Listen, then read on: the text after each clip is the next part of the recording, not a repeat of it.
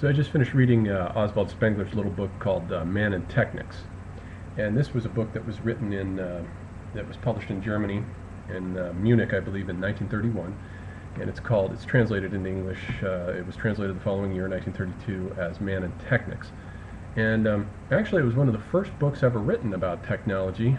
It precedes Lewis Mumford's Technics and Civilization by about 2 years. That came out in 1934 in America. And those two books are really two of the first books ever written about the subject of technology in the abstract, as opposed to the technology of this or that particular civilization or this or that particular epoch. And so it seems somewhat surprising that Western civilization had gone for so long without turning upon and discoursing about its main obsession. You can be sure that when that appears, when a topic appears in a culture, it's because there's a problem.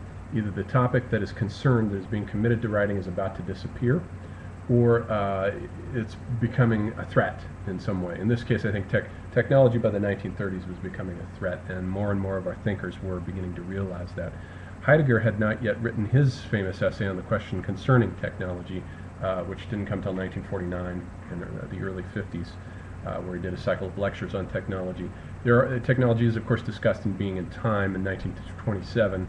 But as far as an entire book about technology, Spengler's Man and Technics is one of the first. And so it kicks off the whole ball that has been rolling through the 20th century, that goes down through Marshall McLuhan, Jacques Ellul and McLuhan in the 60s writing about technology, and on down through to recently Neil Postman and William Irwin Thompson and others. And I, of course, have been writing about technology all along. So I wanted to go back and read this because it was one of the first books that I ever read about this subject as well. Spengler, as I have said elsewhere, was somebody that I discovered as an undergraduate going to school, and I had absolutely no interest in high culture until reading Spengler, and it was at that point that I began to see that this stuff was important and really mattered, and I only began to see that because the decline of the West takes on culture as a whole and presents it to you as an entirety. Spengler was a generalist, and he discourses upon every aspect of culture. He knew something about everything: painting, poetry, literature, the novel, technology, science, mathematics. He knew how all these pieces fit together. And that is why the decline of the West, I think, despite its right-wing politics, Spengler was a right-winger, but it was fashionable in this epoch to be right-wing, just as it was fashionable, say, to be anti-Semitic. I mean, these were aspects of this culture of old-fashioned, heavy modernity, industrial colonial modernity, that's just intrinsic to the structure of its mentality. But what the decline of the West does, though, is it presents culture as a whole, and it's a perfect book for an undergraduate to read because the problem with our universities, they have become, to use Quigley's phrase, they've become institutionalized. They were once an effective instrument of expansion, but now they've become institutionalized, and they're almost worthless, except insofar as one can get vocational training and go on to make money. But insofar as getting a great humanistic education, education in the round is concerned, I think they're pretty much worthless institutions. That's why I avoided them after reading Spengler and Joseph Campbell, and then later William Irwin Thompson and these individuals who did not like academia either. I decided to follow my gut instincts and just leave it and never went back to it. And I think that's proved to be the right decision, because I've noticed that more and more the specialization thing has actually become worse and worse, to the point that when you read books nowadays that are written by academics, whether they're books on history or whatever the subject at hand happens to be, they're just incredibly myopic and narrow-minded and badly written. And so there's been a real loss, not only of intellectual ability, but of aesthetic ability, just in the basic ability to discourse, to write.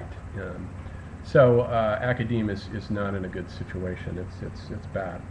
But anyhow, Spengler himself didn't like academics either. He got his degree in Germany, and he taught as a high school teacher.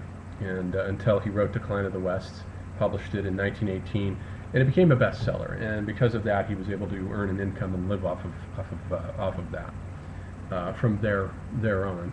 And he put out the second volume of it in 1924, and then put out this little book, 1931, and then one other book that's not an important book called The Hour of Decision, that is preoccupied with politics, and it's very outdated and not worth bothering about.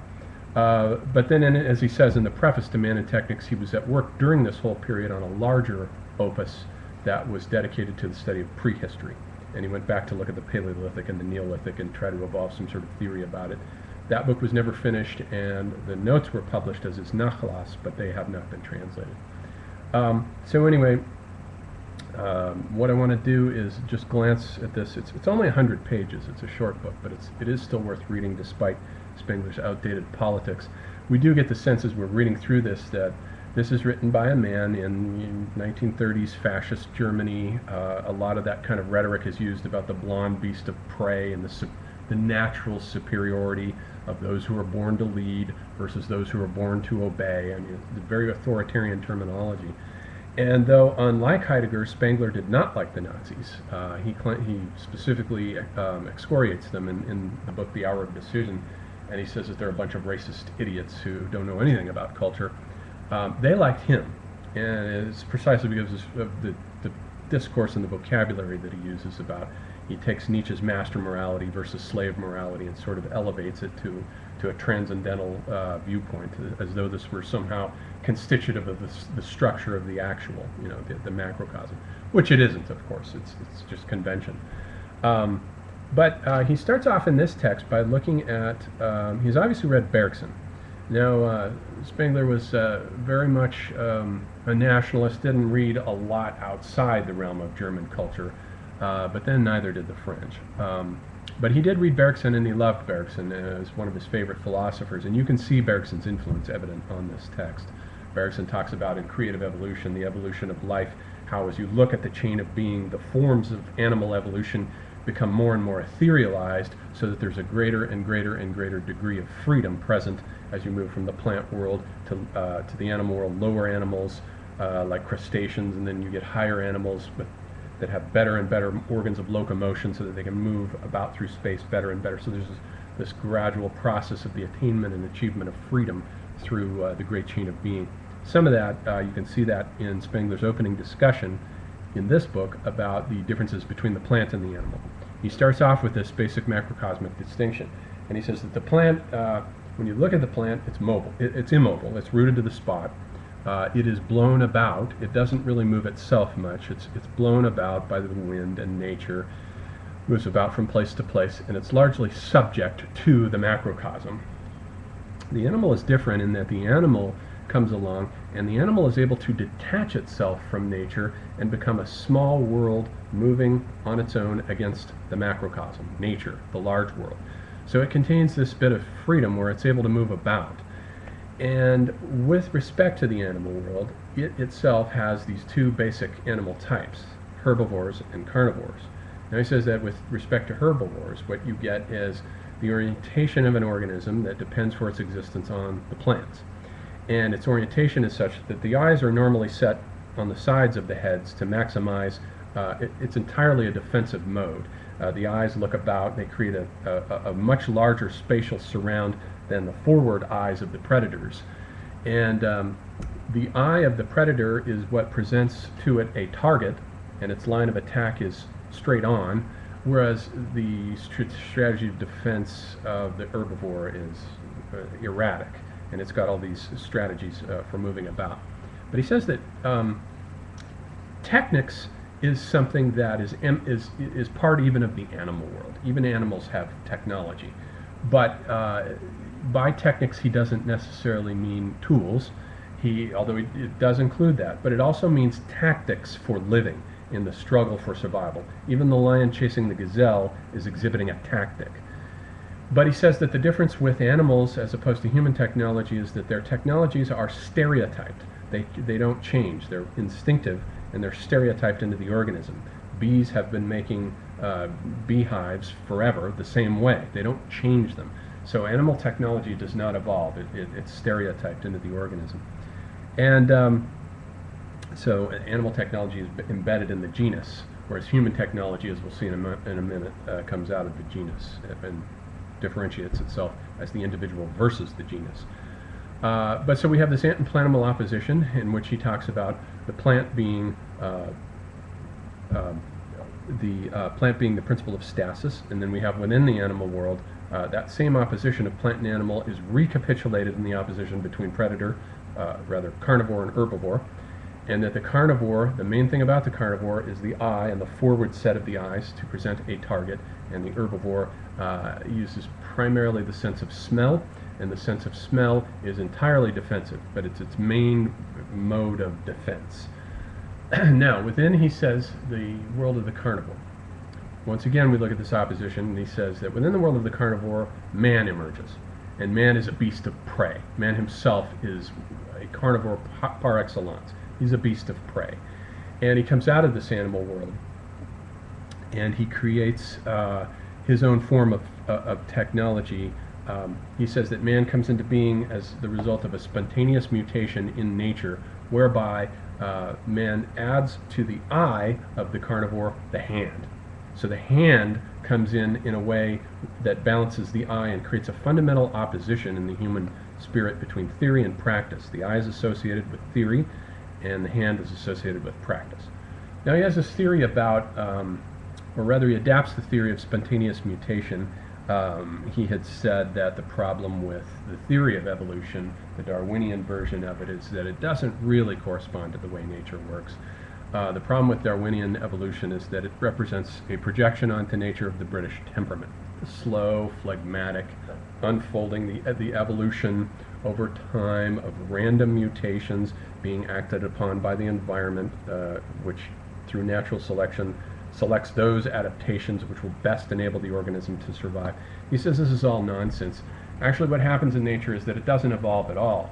What happens is that you get a series of catastrophes. Every time a catastrophe happens, it demarcates a new stratum in geology, and so the only reason we're able to recognize these different strata is because they have been punctuated by different catastrophes. And every time a catastrophe comes along, it wipes out the animal organisms that have been morphologically stable. They don't evolve within that period. The existence of the coelacanth, for example, which is a fish that has remained unchanged since the days of the dinosaurs, is testament to the fact that these organisms don't really evolve. They attain the perfection of their form, and then they remain stable. They just keep that. So there's a tendency to conserve the form rather than to evolve it. And then he says, so these catastrophes demarcate these epochs, and then in response to the catastrophe, there's a sudden set of mutations that suddenly spreads mysteriously and acausally throughout the genus, and then it stabilizes and you get a whole new development. So he's taken over this theory of spontaneous mutation from Hugo de Vries, who had articulated the theory of mutation, and he applies it to culture. And he says that man appears on the stage fully formed as a mutation. And he says that the hand and the tool are something that so presuppose each other that they appear together. Tools have marked the human species ever since the human species has come into existence. And it's not something that gradually evolved with the hand first and then figuring out tools later, upright posture first. He says it all comes as a single passage, a single package that appears all at once. And so you get this hand and tool. And he says that the thing about the tool then is that it's an object that signifies the differentiation of the individual now from the genus. Man creates the first tool as the earliest work of art. It is an implement that is the earliest work of art that is in the broadest, largest sense, a work of artifice that exists in opposition to nature. And so man, with the invention of tools, is beginning to differentiate himself from nature. He's becoming separate. And as he creates these tools, he creates the beginnings of culture that separates him off from nature. And this is the beginning of human culture, and it begins and it forms itself in these packs of human beings that begin to wander the landscape. And so this is how the whole process begins with the appearance of technology. So with the advent then of the hand, along with the eye, with man, you begin to get in the human species this dichotomy of two different types of individual, two different types, the fact man and the theory man. The eye is the basis for the creation of a theoretical world in space. The hand is the basis for the creation of the pragmatics of doing.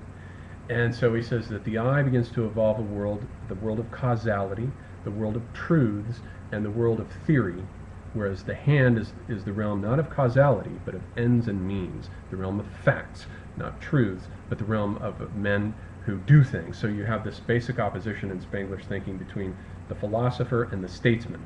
The statesman is the fact man for whom truths are mostly irrelevant, like when Christ says, my kingdom is not of this world, and Pontius Pilate replies to him, where he says, I come to bring truth, and Pilate replies to him, what is truth? It doesn't interest him. So the fact man isn't interested in truth, and the theory man is interested in subordinating life to the intellect, and the intellect is all for him. For the fact man, it's the other way around. The intellect is in servitude to life. And so what happens is that this also evolves into a basic opposition of causality versus destiny. And he says that the theory man creates a world subject to the law of causality. And we remember our discussion of causality from the previous lecture that I gave on Nietzsche's Birth of Tragedy, where with Schopenhauer and Kant, causality is a basic form that's constitutive of the understanding, and which the human mind brings to it, to experience, and makes sense out of the world. And so for Spengler, this becomes the theory man, only one part of the human construction, the human project. There's also the fact man. And for the fact man is the man of destiny, the man who creates destiny through great deeds, whereas the theory man is interested in causality and evolves the sciences. So we get this interesting opposition between what Spengler calls the causality principle and the destiny idea. And he says that the high civilizations have these different, each civilization has a different destiny idea and a different science. Let's get to that in just a second and finish this opposition, though, between the hand and the eye, and the man of theory and the man of fact, the observer and the doer. He says that with the birth of technology, imagine the first man seeing fire. He sees the fire, and that's the observation, that's the observer, that's the eye, and then he thinks out the process of making it. That's the fact man, that's the creation of the deed. So, and the human being is the first to be able to do this. Even though other animals have technics, their technics, remember, is stereotyped, it's instinctive, but man is the first being that is able to think it through and create new forms of technology, which then become constitutive of culture. They become the basis for art and constitutive of culture, and something that evolves over time. So then he says that the next mutation that comes along shifts us into the Neolithic. So to the opposition of hand and eye, we get in the Neolithic the opposition between what he calls speech on the one hand and enterprise on the other. So with speech and enterprise, he has this theory that I don't think works at all, that language in its fully developed sense only came about late, that it came about during the Neolithic, because the great collective doing by plan, the great collective projects that characterize the Neolithic could only have been done with a complex language, which I don't dispute, but I think the complexities of language go way, way back. The same areas of the left half of the brain are linked with the creation of technology, as are also linked with the speech functions. So when you get the earliest forms of technology, way back with Homo habilis, I think we've already got the basis for speech. So I think speech goes back way, way farther than most theoreticians say that it does. But in the Neolithic, he says, now that we have this new mutation of this collective doing by plan, and whereas in the earlier period, in the Paleolithic, technology had been largely confined to personal implements, now technology becomes concerned with collective projects, like the building of villages and towns and temples and boat building, shipbuilding, and all of this stuff, agriculture that comes into being, that presupposes large groups of people that agree and are able to undertake these projects, which are much more complex now. And indeed, I think that the recent site that has been excavated in eastern Turkey called Göbekli Tepe is one of the first sites that really brings this out. And that site dates from 10,000 BC, and it's only recently been found within the past, I think, 10, 15 years. And by the German archaeologist Klaus Schmidt. And it's the first site at which we see, this is in eastern Turkey, at which we see monumental architecture in the form of these megaliths. These are the earliest megaliths, where we have these circles on top of a hill. There are these stone circles with animals carved on them, and there's a whole bunch of these circles. And obviously it wasn't a village site, because there aren't any village accoutrement there. It's all related to these stone circles. So it was obviously some sort of a ceremonial center, but it presupposed it presupposed and pushed back earlier than anyone had hitherto thought, 10,000 BC, the possibility of undertaking large-scale projects, which presupposes some kind of centralized leadership to direct the projects. And that's what Spengler says here. He says that with these projects we begin to get this shift into the creation of a centralized authority of decision makers and the executors, those who carry out the decisions that are made. And then we get some of this right-wing discourse that's woven into this that can be discarded, where he talks about the men that are born to lead and those who are born to obey, and that kind of nonsense. But it does tend to be the case that we do get centralized command coming in during the Neolithic, and these large-scale monumental projects, and technology takes on a very different feel at this time.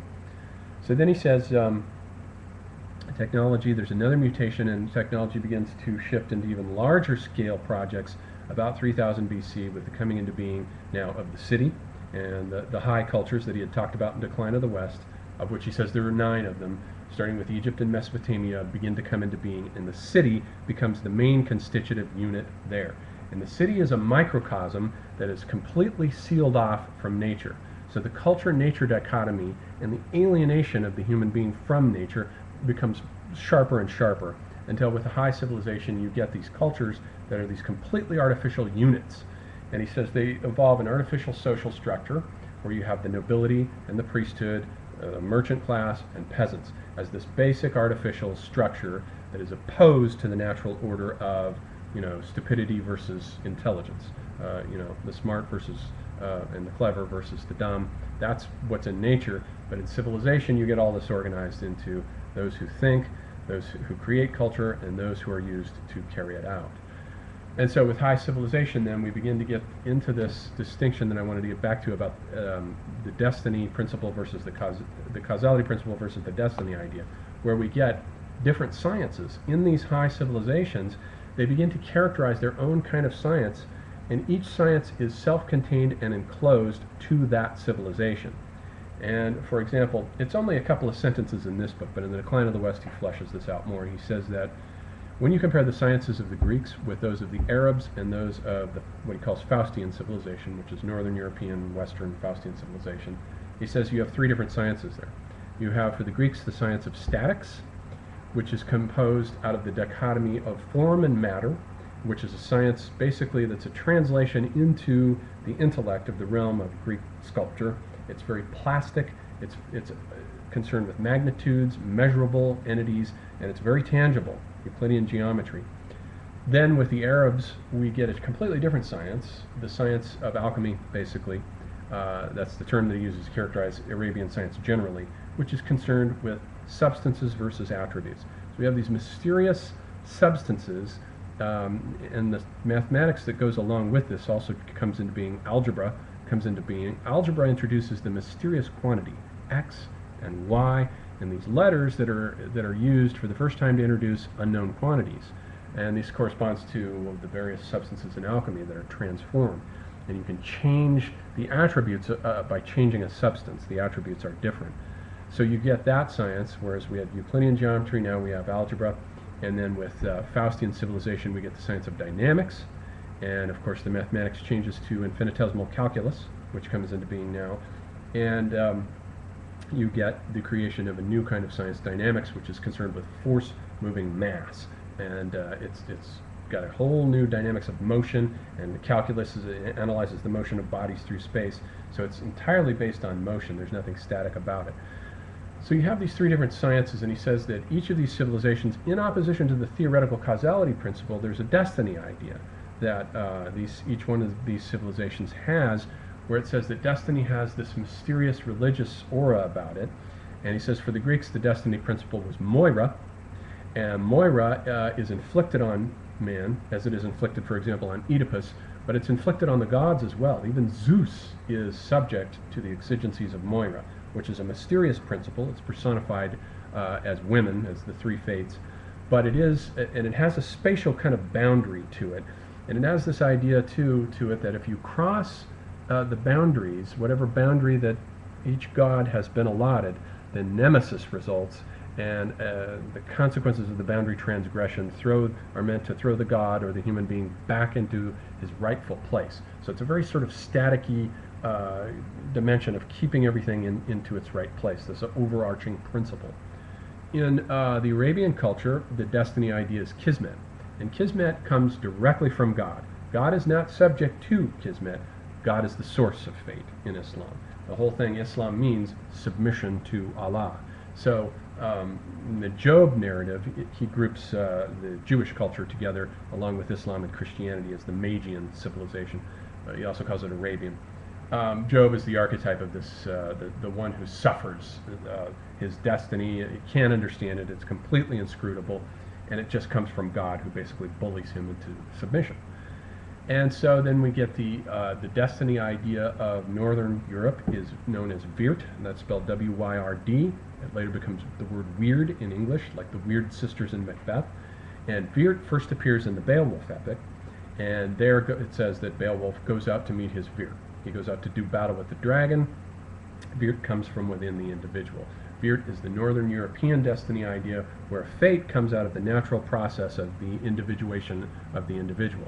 One's character, as Schopenhauer describes it, becomes the source for what happens to one. Even though it appears to be random and accidental, everything that happens to the individual is a function of who he is. So we are the mysterious shapers of our own fate. It doesn't come from God. It doesn't come from without in the Faustian tradition. So we've got these three different destiny ideas. We've got these three different sciences, and they are constitutive of the new sphere, as it were, of these three different high civilizations. So then that brings us then to the creation of these high civilizations. And so Spengler then comes to a point where he says that with the rise of these high civilizations, we begin to get the phenomenon of the alienated individual, or the individual who begins to separate himself from the mass. And this is the creative individual, the Buddha, the Gilgamesh, the Plato, the individual that establishes himself in contradistinction to the mass. And then he says that one of the problems of high civilization is that it creates an interdependence of all these individuals on each other and upon the society of which they are a part, to such a degree that the civilization that has been created as a microcosm now becomes a prison, and the individual is in a state of, it's basically fallen and caught and captured and trapped. So that the technological project, which the human species had started as a project of creating culture in opposition to nature, which achieves its antithesis with the creation of the city, begins to alienate him to such a degree that now he begins to become the slave of his own creation. And so we can begin to see the seeds of what's going to happen here with the creation of Faustian civilization, where he comes along and he says now that Faustian civilization differs from all of these other civilizations insofar as that the machine is its primary fascination, and it suffers from this tragic conflict that he says its intellectual comprehensiveness is at odds with a profound spiritual disharmony that's intrinsic to the culture. And he says that it is largely the creation of these 12th and 13th century Gothic monks, these individuals like Botelho and Petrus Peregrinus, Roger Bacon, Nicolas Dorine, these individuals who were all monks and who were fascinated with the properties of light and magnetism. They created lenses and windmills and mechanical clocks, all these first machines right around the year 1300. And they did it as a way of miniaturizing the idea of the universe as a cosmic machine designed by God. So they were miniaturizing their own machines that would obey them just the way that the cosmos obeys God. And so the primary myth that that has embodied Faustian civilization all along has been the desire to attain the unattainable and unachievable goal of perpetual motion. All of these machines all along have been carefully designed and redesigned and made more and more efficient so that they can approximate the unattainable goal of perpetual motion, a self-moving microcosm that propels itself out of its own inertia forever, which is of course impossible, but it is the myth of the machine that has been motivating us all along. It's basically Newton's first law of motion, which he describes as the law of inertia, where a body will continue in a rectilinear line on a smooth plane. If you remove all friction and air resistance on that plane, the body will continue in its state of motion forever. Basically, it will never stop. That's a variation of this myth of perpetual motion that has motivated us, beginning with these Gothic monks. And then he says that this is motivated out of a kind of will to power. He calls these men Vikings of the mind. And they're motivated by this will to power, this will to conquer nature. And he says that Faustian civilization differs from all these other civilizations, which in that the other civilizations have plundered the materials of nature. Faustian civilization plunders nature for her motive forces. To take the actual forces that move everything and build them into the culture has been the basic aim, the telos of Faustian civilization all along.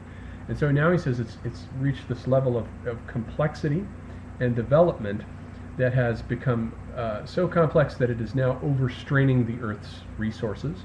It is deforesting huge swaths of the planet. It is wiping out species, and it has extinguished entire communities, such as the Native Americans and the Australian Aborigines. And so he says now there's this dangerous overtension of the machine and the planet. And he begins to paint an apocalyptic picture here as we near the end of the book. And he's one of the first people, I think, to see this and to step up and say that Western technology, contrary to the myth of progress, is something that is finite. And it's just as finite as the technologies of all the other civilizations. It's not something that's going to go on forever. It will achieve its end. And its end is built into the fact of its overstraining of the planet's resources. This will bring it down. He also says that one of the other corrosive forces is the fact that through the colonialization process, the machine, Western technology, was distributed to other cultures throughout the planet, what he called non-white cultures. And as in the case of the Japanese during the Meiji Restoration, where they took over the machine and within a mere few decades mastered the creation of factories and the industrial process, and then used that knowledge to go to war against Russia in the Russo-Japanese War. All these other cultures now have the secrets of Faustian technology, but for them it's not a spiritual inward necessity the way it was for the West. They just use it as tools, and they may use it to dismantle the West, to undo the West, and they may actually do a better job of it. So this is an early example of the phenomenon of blowback that he sees as one of the main possibilities for what may undo Western technology. So he sees this blowback phenomenon on the one hand and the overstraining of the Earth's resources on the other as the main factors that will, one or the other, probably as the result of both, do Western technology in. And so he paints this wonderful, I want to read this last paragraph where he says, this machine Technics will end with the Faustian civilization and one day will lie in fragments forgotten. Our railways and steamships as dead as the Roman roads and the Chinese wall, our giant cities and skyscrapers in ruins like old Memphis and Babylon. The history of this Technics is fast drawing to its inevitable close. It will be eaten up from within, like the grand forms of any and every culture. When and in what fashion, we know not. So that's the second to last paragraph of the book, where he paints this bleak view of what's coming up ahead. And indeed, I think that Spengler was one of the first people to perceive the basic incompatibility of Faustian technology with the biosphere, even though he doesn't put it in those terms. It's basically what he's saying. And that I think now we're beginning to see with global warming and with what climate scientists are now beginning to say is that global warming is something real. It's a fact. It's not some scheme dreamed up by liberals as a means of taking money away from the right. It's nothing like that. It's a real phenomenon. It really is happening, and it's coming about, and it may be the thing that does Western civilization in once and for all. The CO2 that all these machines have put into the air, and interestingly enough, like Peter Sloterdijk said, he's a modern theoretician who's alive now, he says in his book Spheres that one of the interesting things about the West is that the entire history of Western civilization, the cosmology, has been about these spheres, with the Earth in the center, surrounded and encompassed by these moving spheres of the planets that have surrounded it. But he says that with the rise of the Copernican cosmology, where the Earth was put into orbit around the sun, and the spheres disintegrated, leaving man ontologically naked in front of these infinite spaces. As Laplace puts it, the silence of these infinite spaces is terrifying. And so it puts man in an ontological status where he is naked and exposed. But then he says that what we proceeded to do with our technology was to create an artificial sphere through the greenhouse effect. through pumping all this CO2 and methane and all this stuff into the air. That's the byproduct of industrial outgassing. The poisoning and pollution of the atmosphere has replaced that philosophical sphere with a technologized sphere. We're surrounded now in a greenhouse sphere that has enclosed and encased us. But now the problems with this greenhouse sphere is, of course, the melting of the polar ice caps and the rising of the sea levels that it will inevitably bring about. And as our climate scientists are saying nowadays, CO2 has reached something like 393 parts per million in the atmosphere, which is where it's at now, and which is the highest it's been in 650,000 years. It hasn't been that high in that long a period of time, and that very soon it seems to be rising at about 2 parts per million every year, and by 2050 it's going to be probably it's going to be close to 400 parts per million. By 2100 it'll definitely have reached 500 parts per million. But the thing is about that is that the global mean temperature has already risen by 0.8 of a degree, so nearly a full degree, and our climate scientists are saying that even if we stopped all of our CO2 outgassing tomorrow, let's say, and it all stopped, the phenomenon of global warming would still continue because of the inertia that has already been put into effect in the atmosphere, and we would be locked in for a guaranteed 0.6 of a further degree temperature rise, which would put us at 1.4 degree no matter what. So it is going to go up to 1.4 of a degree, about 1.5 degrees, no matter what we do at this point. And we certainly aren't going to unplug all the machines anytime soon, so we can fairly bet that the temperature is going to keep rising. Once it gets, though, to about 2 degrees, 2.5 degrees actually, which it may do close to the year 2100, all the Greenland ice is going to melt. And with the melting of the Greenland ice, the sea levels will rise by about 7 meters, and which is a lot. And the sea levels are going to rise with that by about 20 feet at least. And a 15 to 20 foot sea level rise means that all of our coastal cities they're just going to be uninhabitable. It's not going to be possible to inhabit them. It will be possible for a while for those economies to spend money on the creation of seawalls and dams and dikes, like the Dutch have done, and the British have built a series of a seawall, basically a giant sea gate.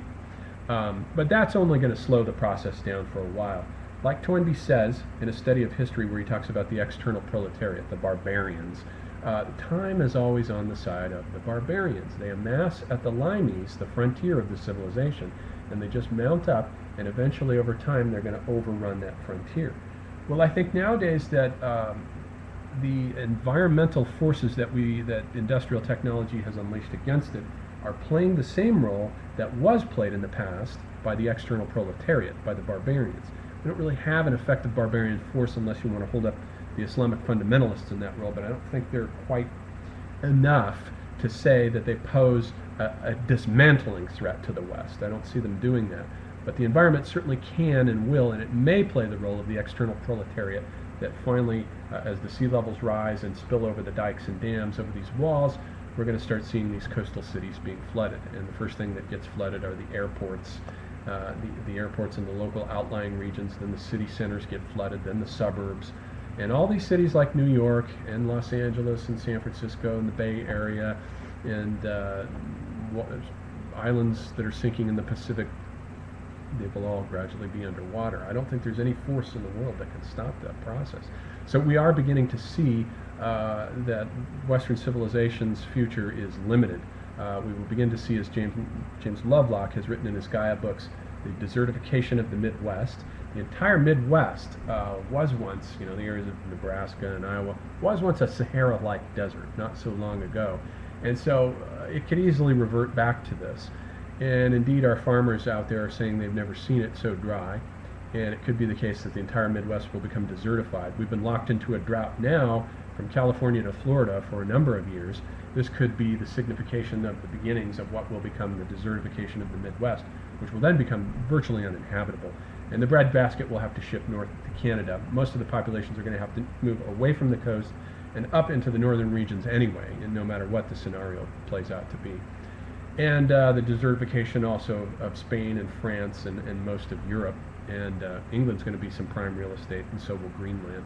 And this may end up moving civilization up to create a new sort of Arctic rim civilization, around the Arctic Circle, which is going to be valuable real estate.